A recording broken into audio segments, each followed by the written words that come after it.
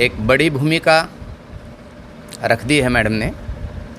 और गालिब की पंक्तियाँ मुझे याद आ रही हैं कि हर बात पे कहते हो तुम कि तुम क्या हो, हर बात पे कहते हो तुम कि तुम क्या हो, और तुम ही बताओ ये अंदाज़े गुफ्तगू क्या है। और रगों में दौड़ने के हम नहीं कायल, रगों में दौड़ने के हम नहीं कायल, जब आँख से न टपका तो फिर लहू क्या है। तो ये जो लहू टपकता है, और जो पोस्टर आपने नीचे बिल्कुल गैलरी में एक लगाया हुआ है कि हिंदी जो है जन की भाषा है, हिंदी जो प्रेम की भाषा है, हिंदी जो भारत की भाषा है, ये लहू केवल अपनी ही भाषा में टपक सकता है, कोई इस बात का अनुवाद नहीं कर सकता। और संभवतः एक अंग्रेज़ विद्वान ने इस बात को यूँ कहा कि गालिब यदि ब्रिटेन में पैदा होते तो शेक्सपियर से बड़े कवि होते। तो खैर साथियों, देश में अमृत महोत्सव मनाया जा रहा है, और उस अमृत महोत्सव की मैं एक छोटी सी वानगी यदि आपके सामने प्रस्तुत करूं कि जब एक बार जोगा सिंह भाषा शास्त्री हमारे कॉलेज में आए और उन्होंने बतलाया, अपनी माँ को पीजीआई में लेकर के गए, और माँ अपनी बीमारी को डॉक्टर को बता रही है। डॉक्टर समझ नहीं पा रहा है, डॉक्टर माँ को देख कर के इलाज बता रहा है, माँ को बता रहा है, लेकिन माँ नहीं समझ पा रही है। आप देखिए कि 75 साल पूरे हो चुके हैं आज़ादी को, और एक रोगी अपनी बात डॉक्टर को नहीं समझा रहा है, और डॉक्टर अपनी बात रोगी को नहीं बता पा रहा है।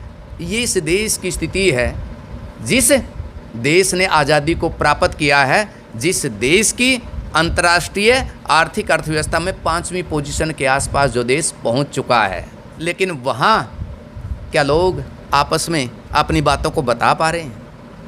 क्या कोर्ट की भाषा को कोई समझ पा रहा है? अभी तक तो यूर ऑनर का भी अनुवाद नहीं हो पाया है। किसी व्यक्ति पर जब मुकदमा होता है और उसको पैरवी यदि करनी हो, और यदि ये पता उसको चले कि जज साहब ने किन धाराओं को लगा करके उसको सज़ा दी है, वो समझ नहीं सकता। ये स्थितियाँ हमारे देश की अभी तक बनी हुई हैं। बहरहाल ये तो एक छोटी सी वानगी थी। ये केवल हिंदी का मसला कोई हिंदी वालों का नहीं है। हिंदी पूरी की पूरी एक जाति है, पूरा का पूरा एक समाज है, पूरा का पूरा एक राष्ट्र है। और आप देखिएगा कि जब 1947 में देश आज़ाद हुआ और महात्मा गांधी के पास एक बीबीसी का रिपोर्टर आया, उसने कहा कि बापूजी आप अपना संदेश दीजिए, आज देश के लिए गौरव का दिन है, एक लंबी लड़ाई आपने लड़ी है और आज वो क्षण आया है कि देश आज़ाद हो गया है। तो गांधी जी ने हिंदी में बोलना शुरू किया। बीबीसी के संपादक ने कहा कि बापूजी हिंदी में नहीं, अंग्रेजी में बोलिए, आपका संदेश पूरी दुनिया तक जाएगा। तो गांधी जी ने कहा दुनिया को कह दो महात्मा गांधी अंग्रेजी भूल गया है। महात्मा गांधी वही हैं जो बैरिस्टर बनने के लिए इंग्लैंड में गए हैं। महात्मा गांधी वही हैं जो दक्षिण अफ्रीका में 15 साल रहे हैं और इंग्लिश में ही मुकदमे लिखते रहे हैं। महात्मा गांधी वही हैं जितने भी सम्मेलन हुए और जब भी अंग्रेज़ों के साथ बातचीत होती थी या पत्राचार होता था, वो सब किस में करते थे? वो अंग्रेज़ी में करते थे।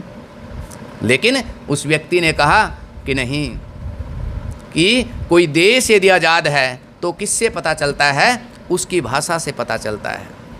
और यही कारण है, गणेश शंकर विद्यार्थी ने एक बार कहा था कि यदि भाषा आज़ाद हो गई और देश गुलाम रहा तो देश आज़ाद हो जाएगा, और यदि देश आज़ाद हुआ और भाषा गुलाम हो गई तो देश पुनः क्या हो जाएगा? गुलाम हो जाएगा। तो प्यारे विद्यार्थियों, जब तक ये मांग नहीं बनती कि भारत के सभी जो विद्यार्थी हैं वो किस में पढ़ें? अपनी भाषाओं में शिक्षा ग्रहण करें, तब तक वो मुकम्मल आज़ादी नहीं है, तब तक वो आज़ादी का अमृत महोत्सव नहीं है। आप ये समझिए, हम मना सकते हैं लेकिन वो अधूरी है। अभी पूरी वो जो मुहिम हमने चलाई थी कि हम अपनी भाषाओं के माध्यम से शिक्षा देंगे और अपनी भाषा में न्याय देंगे और ज्ञान विज्ञान से जोड़ेंगे, वो अभी तक काम क्या हुआ है? अधूरा है। वो काम अभी तक पूरा नहीं हुआ है।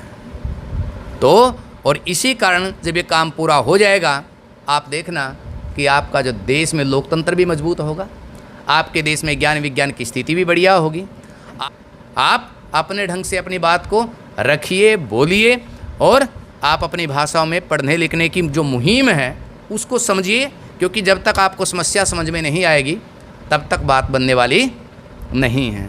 तो आप सब ने मुझे इस विचार विमर्श में शामिल किया और मैं अपनी बात को रख पाया। मैं आप सबका आभारी हूँ।